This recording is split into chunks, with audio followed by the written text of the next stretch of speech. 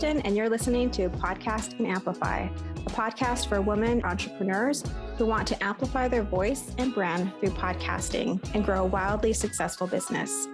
I'm the executive producer and host of 2 shows and an entrepreneur, and I love helping women grow their visibility, mindset, and business to the next level. Each week, I share tips on how to launch and leverage your podcast, and I'm bringing on the very best business leaders to give you advice on how to build your business empire. Let's amplify your voice and business.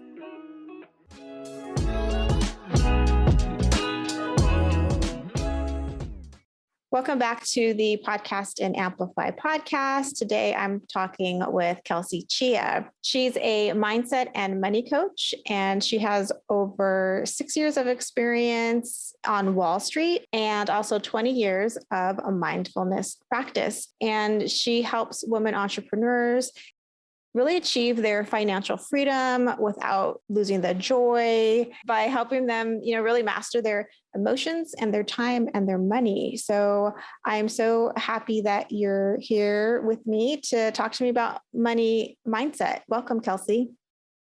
Hi, I'm very excited to be here. So let's talk about what some of the most common money mindset blocks that entrepreneurs come up against and how they can overcome them. Yeah. So first and foremost, I think one of the very common mindset blocks many entrepreneurs have, especially service-based entrepreneurs like coaches, consultants, it's with regards to pricing, pricing their services. And usually that is the hardest part because most of the time, like service-based entrepreneurs, we are trading our time for money, right? And you hear a lot of business advice out there that says that you should charge your worth, that you should never undercharge and charge your worth.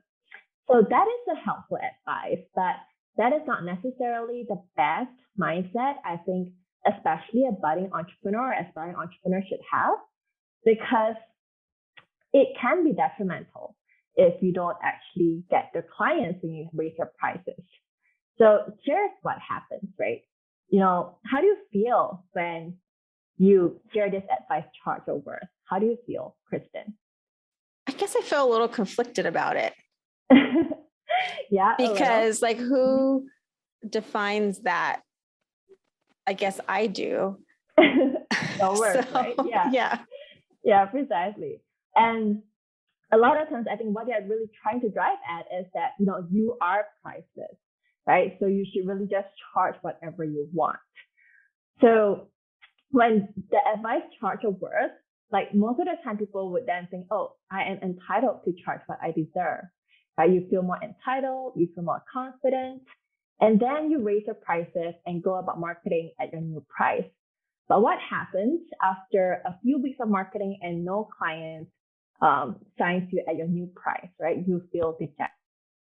You feel a little bit disappointed. But what's worse is that your brain is subconsciously picking up signals that you are actually not worth the price that you want to charge.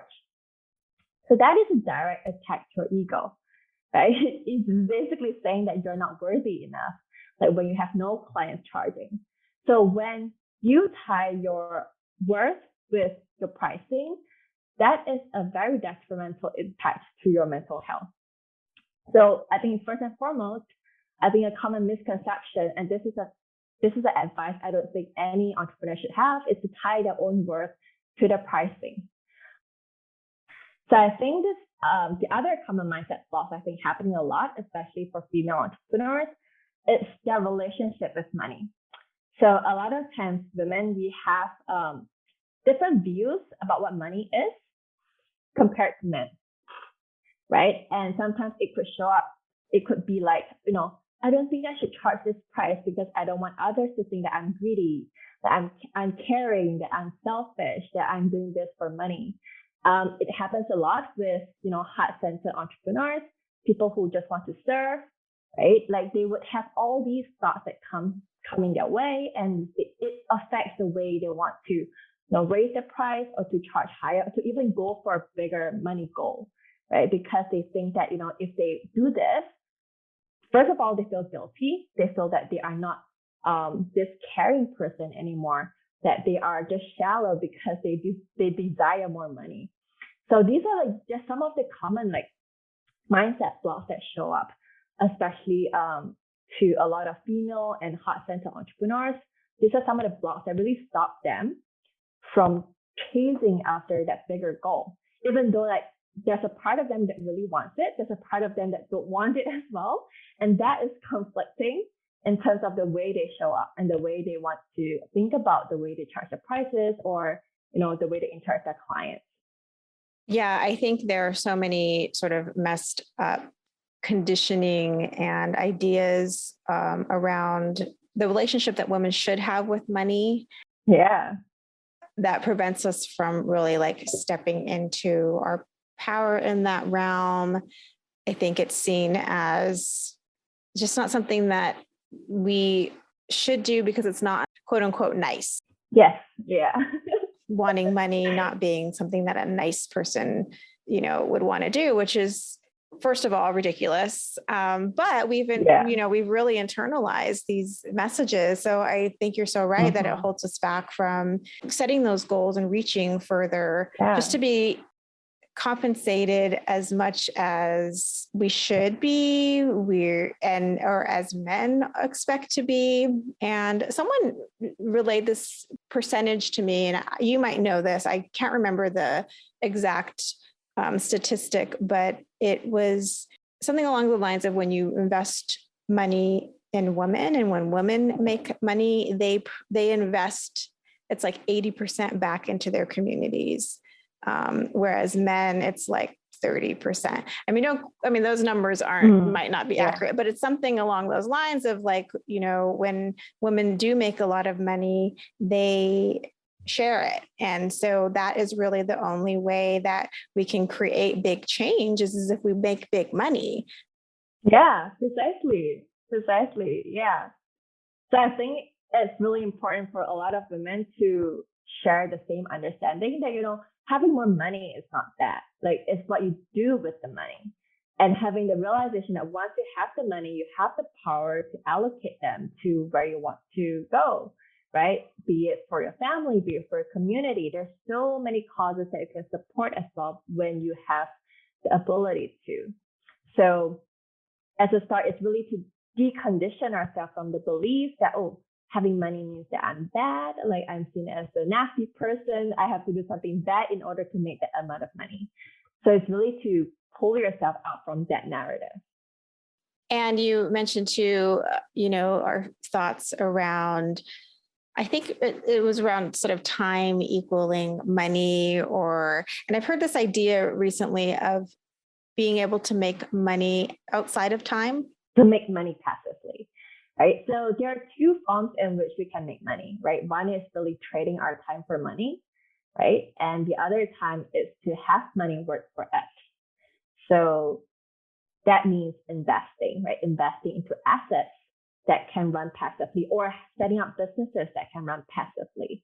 So building a system in which the money can just continue to grow without us having to put additional effort to it. So that is really how you can create wealth. So all of us, we want to have the freedom to eventually do things that we like, to not really care about, you know, having to work for a living, right? And to be able to achieve that, you need to have the money be working for you. And the only way to do that is when you invest, right, into assets that are able to generate returns without you having to spend additional time on it.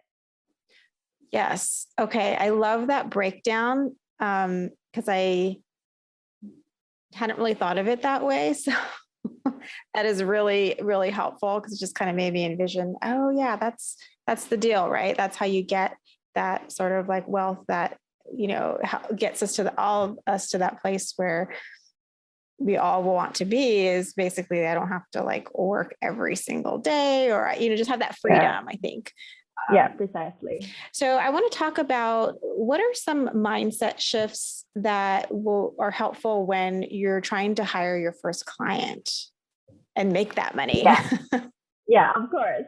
Right. So a helpful mindset shift, I think there's only one mindset shift that an entrepreneur needs to have your first client. And that is to really understand what money is, right? Money is simply an exchange of value based on the law of supply and demand.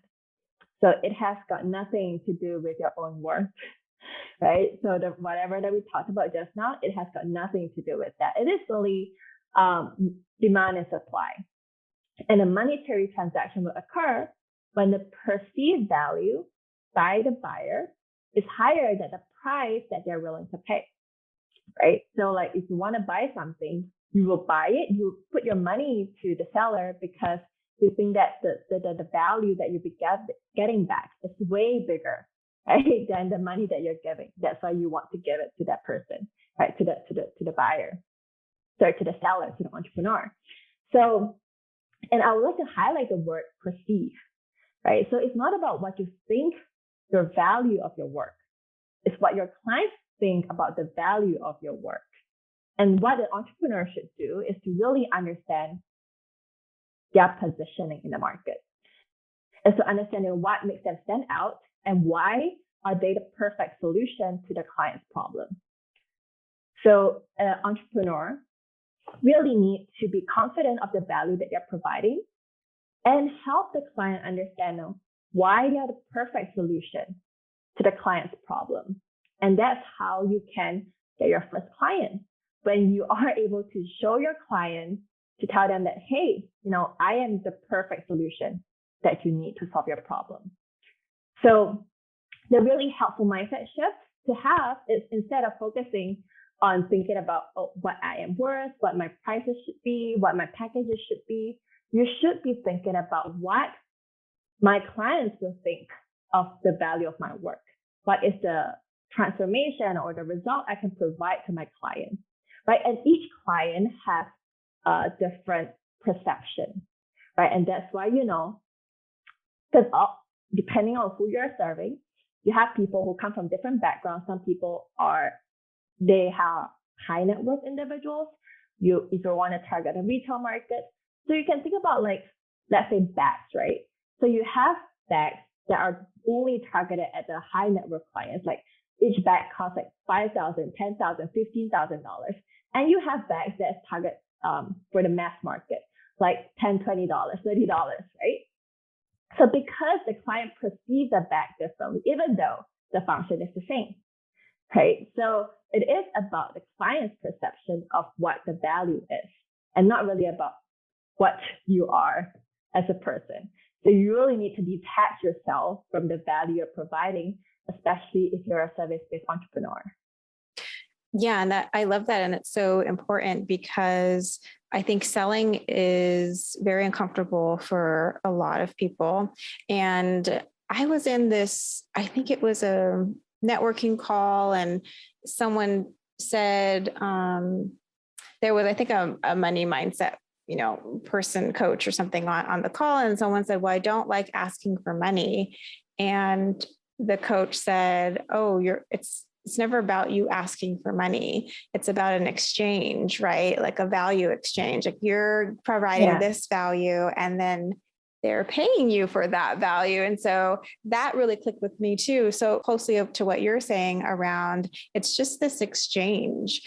And I think if you can look at it like that, own that, and look for the client that you want to have that exchange with. Yeah.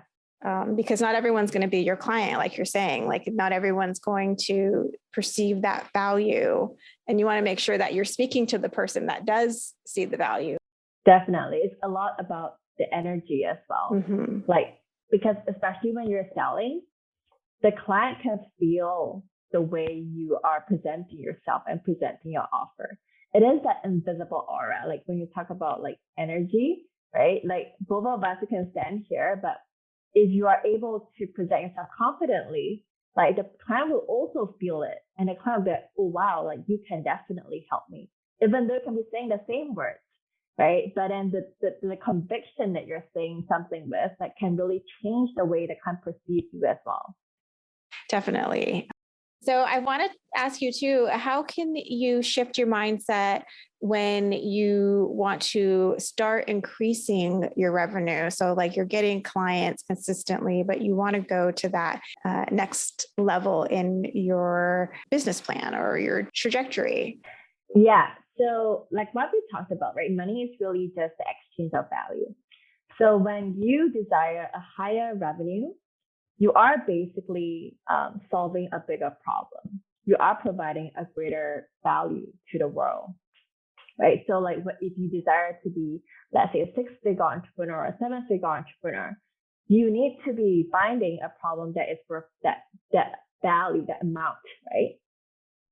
For example, if you think about, let's say, some of the big companies in the world, like Apple or like Amazon, right? The kind of like how many lives are they touching each day? Like millions of people, right? So if you desire to be a 6-figure entrepreneur, maybe you need to at least be able to impact a couple of hundred to 1,000 people, right? For you to reach that revenue level.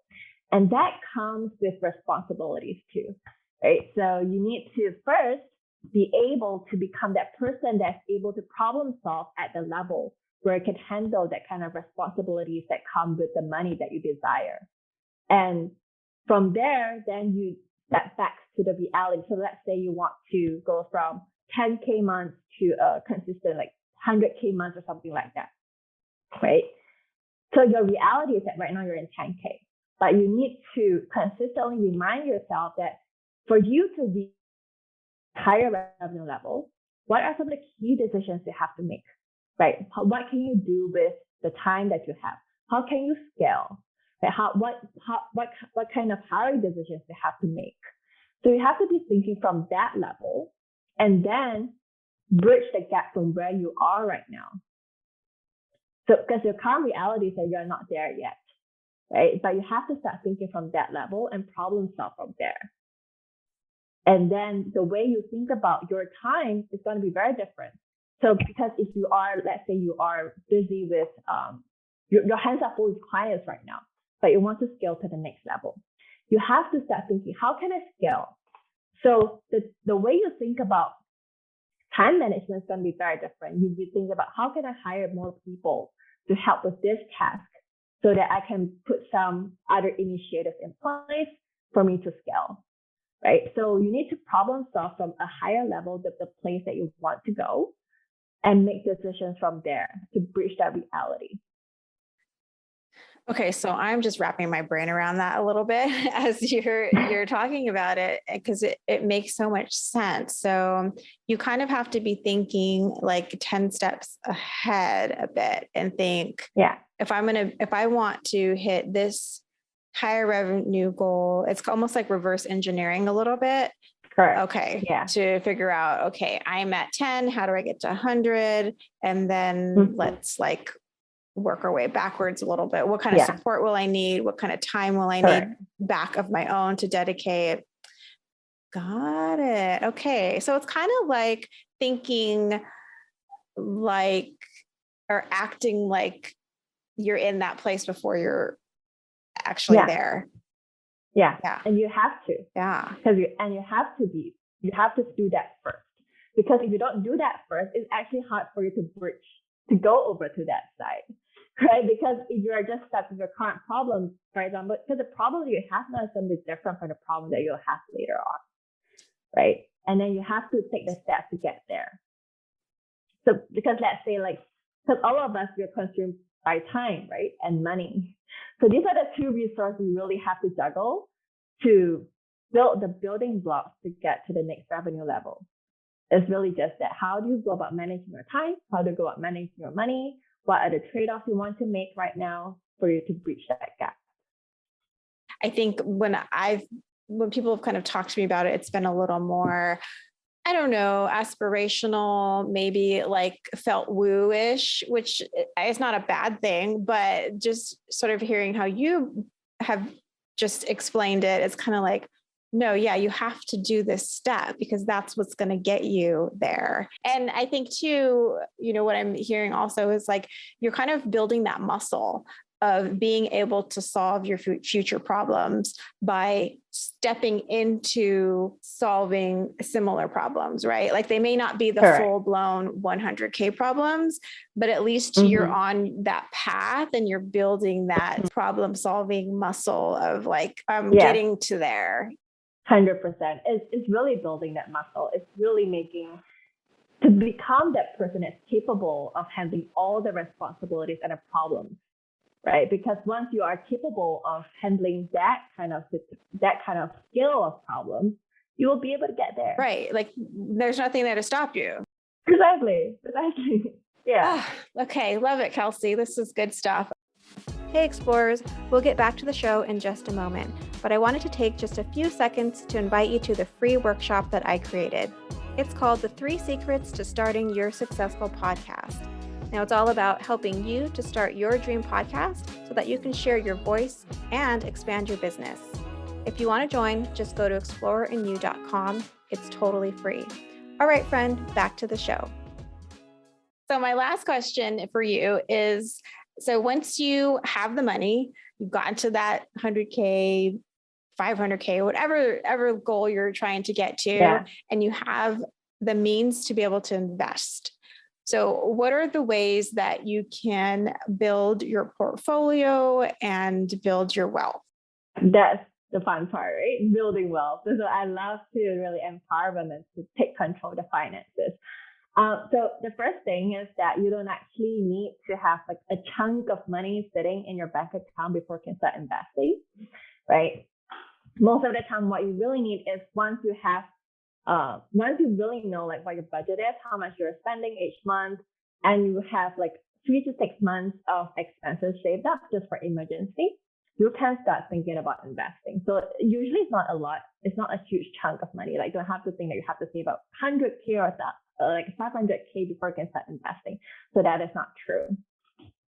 What I like to tell my clients is that, first of all, you just start with the end goal in mind, right? What do you want to get out of, like your life, right? What is a dream lifestyle that you want to lead? Like, do you want to travel the world? Like, where do you want to live? Like, what kind of like house do you want to live in? Like, what kind of lifestyle you want to have, basically, and then work backwards again. So everything's sort of working backwards. So you go forward, dream whatever dream you want, and then work backwards.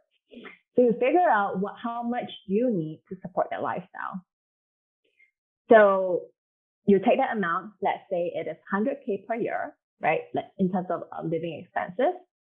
And then you multiply that by 25. So that is a rule of thumb. So it will change, the actual number will change depending on circumstance, but that is just a good start, right? So you take the annual living expenses multiplied by 25. So that is sort of your financially free number. So a number that you have to save, right? And then you think about, how can I get there? So what kind of investment instruments I should put my money in?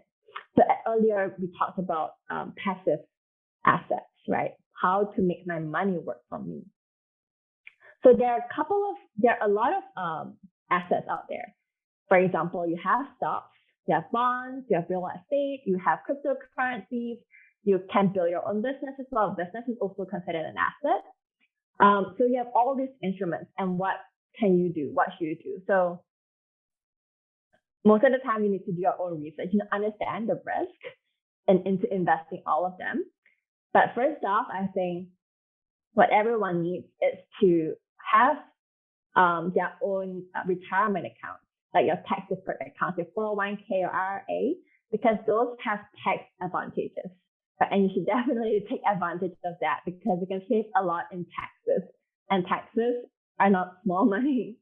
So take advantage of IRA or 401k, right, to save on those taxes, because some of them you can grow the money tax free, right? So if you have Roth IRA, you can put the money, pay the taxes now, but the investment will just grow tax free. So you can withdraw the money without having to pay any other tax. So take advantage of that. That's the first thing. Always take advantage of any retirement accounts. And the second thing, if you're lazy, like you don't want to do so much research, right? Putting your money into index funds, ETFs, is the best thing you can do. Like Warren Buffett even advocates for that as well. Because a lot of times in the financial industry, people who are actively choosing stocks can't really beat the market. So by market, I mean just the index, right? The S&P 500 is the market, because it's basically when you invest into this S&P 500, you are buying like 500, the largest 500 companies in the US, right? And there is a requirement. So there are a couple of requirements to be included in the S&P 500. So for example, so I have prepared this, like the company needs to have at least a market cap of 13.8 billion. It needs to be highly liquid. It needs to have a float of about 10% of shares outstanding. It means that it is highly liquid. And then, most importantly, its most recent earnings has to be positive, and that the last 12 month earnings has to be positive as well. So these are all the requirements before a company can be included in the S&P 500. So, when you put your money in the S&P 500, it's almost like the safest bet, because you're betting the top 500 companies, and these companies have guaranteed when you invest in them, all of them have positive earnings, right? And if you do look at some of the constituents of these 500 companies, you basically are using their service or their products every single day. You have your Google, you have your Dell computer, you have, Costco, Walmart, Amazon, right? All these companies that you are familiar with. So if you don't put your money in there, you basically think that, these companies are not going to survive, which is not true, right? Because you are using these companies every single day. So it is almost like a foolproof investment. Unless you think that the world's going to collapse tomorrow and all these companies are not going to be existent, there is no reason why you should not put your money in there. But of course, this is not an investment advice. This is educational, right? So what I'm sharing are just facts, right? What S&P 500 is about and what a company needs to have before they can be included in the S&P 500. So once you understand this, and the best thing is that, when you put your money into the S&P 500, whenever you're spending, like when you spend, it becomes a revenue of the company, and eventually you still get back some of them because the stock price will grow. So if you're buying every day on Amazon anyways, maybe invest in them as well. Yes.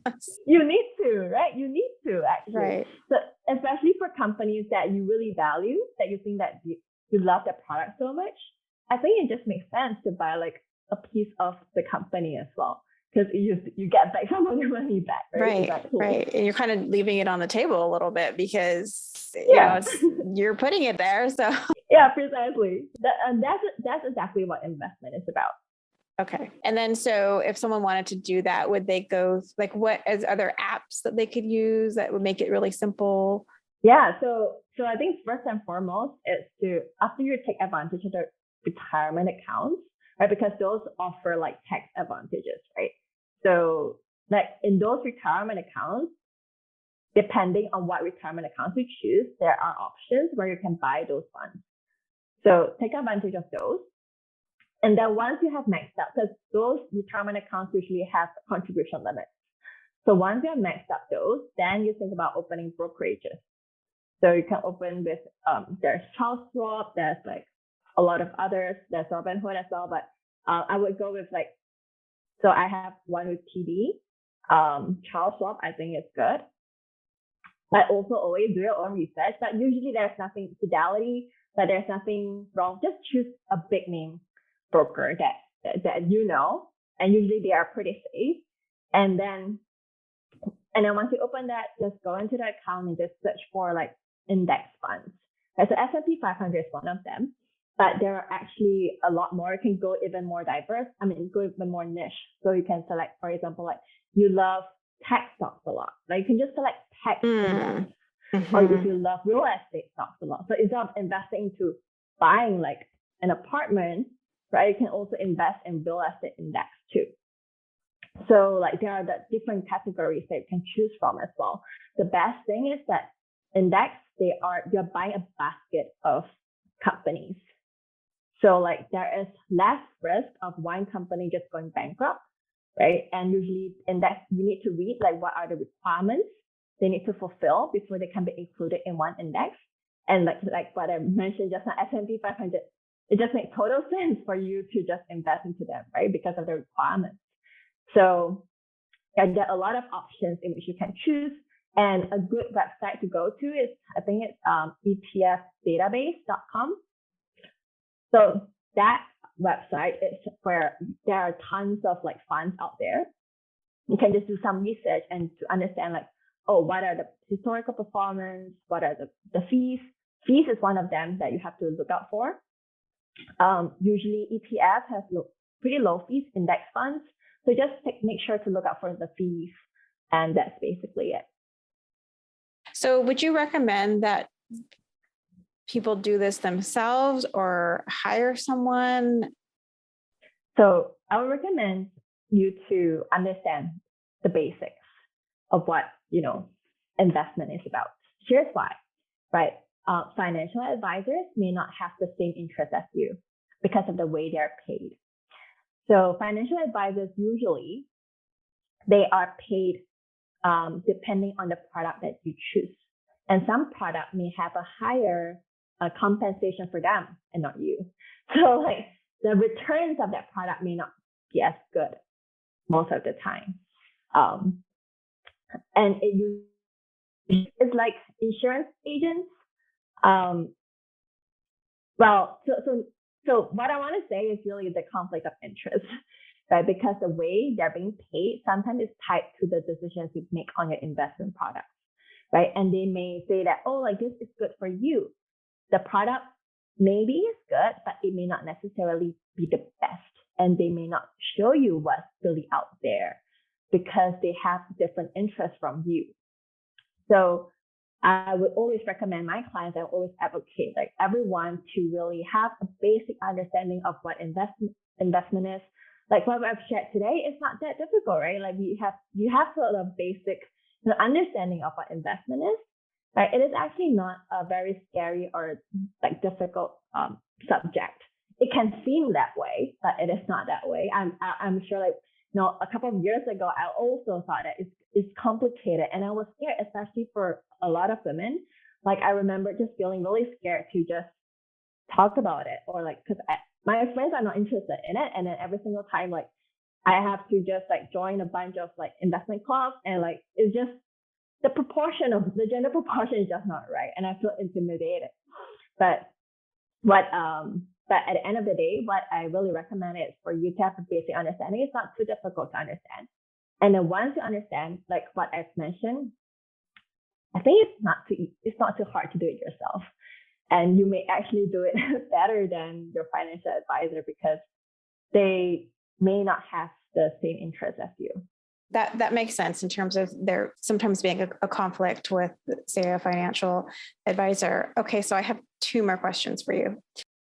The first one is there a percentage that we should be putting into these retirement accounts or the, investing in index stocks? Or does that really just depend on what your financial goals are?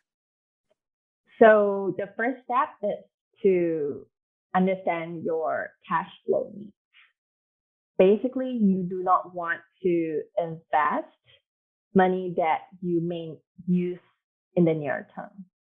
So like before you invest, it's always good to know that you only invest money where that you will not be touching for years, right? Because sometimes the stock market can fall, they can correct. Over time, it's going to grow, right? Over 30, 40, 50 years, it's going to grow for sure.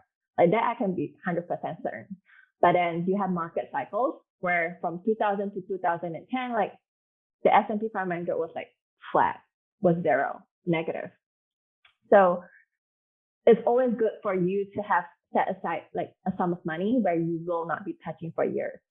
So meaning that, once you know how much you're spending per month, and then you have about 3 to 6 months saved for emergency needs. So for example, like like you're not able to get clients for a couple of months, you can still rely on those like emergency funds, right? To tide through the couple of months. And once you have that set, like everything else, you can really put into investments. So the idea here is to just not touch the sum of money. For it to be a foolproof plan, right? To not touch it. Because when you touch it, who knows? Like, I mean, markets do correct. Right. It's a long game approach. Yeah. So there's not really a certain percentage of, I guess it would be of your leftover income. Yeah. Right.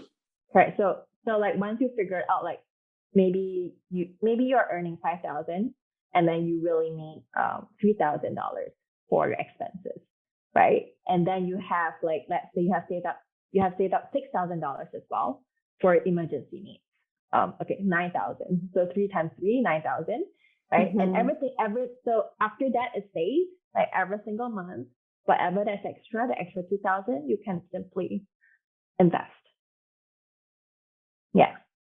And then do you have any recommendations for like books or podcasts or groups that people can join to help them become more educated around finances? I think Rich Dad Poor Dad. I think that's a good book to start thinking about like money. Kelsey, this has been a really informative conversation. I know I've learned a lot. I am someone who does tend to shy away from the financial conversations. You know, sometimes I feel like I'm really good. And then other times I just feel like, oh, I don't know what I'm doing kind of thing. But this conversation has been very helpful. And I want to make sure that listeners can find out more about you and know where to connect with you. So you can find me at on Instagram at Blissful Wealth.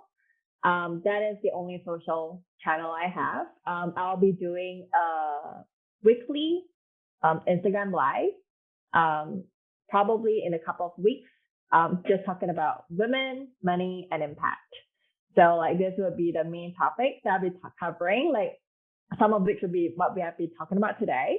I really wish to empower more women and take control of their own finances, because I think it's just natural, like because of the way we grow up, the way we think about money, or our moms or our families think about money, right?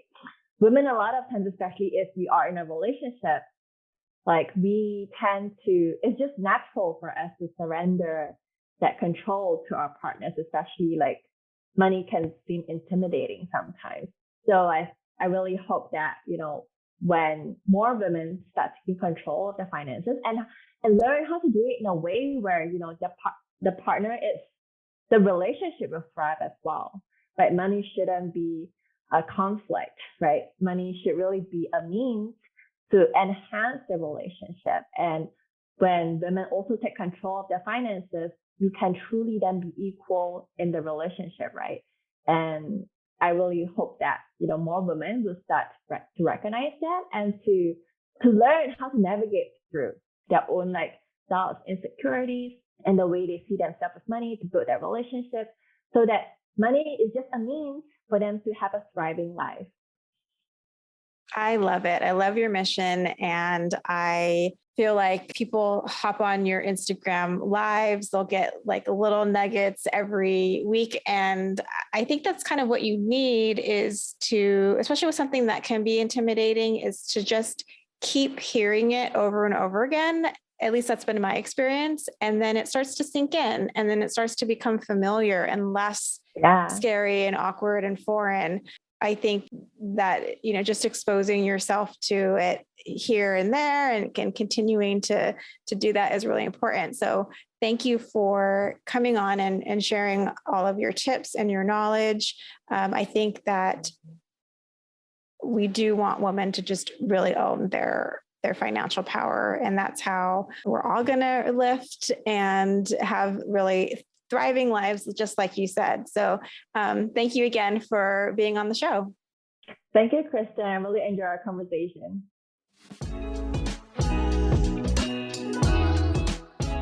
If you loved today's episode, please subscribe so you don't miss a show. And rating and reviewing this podcast is the best way to help support us. Always remember, your voice and what you have to offer is needed in the world. Until next week, take care.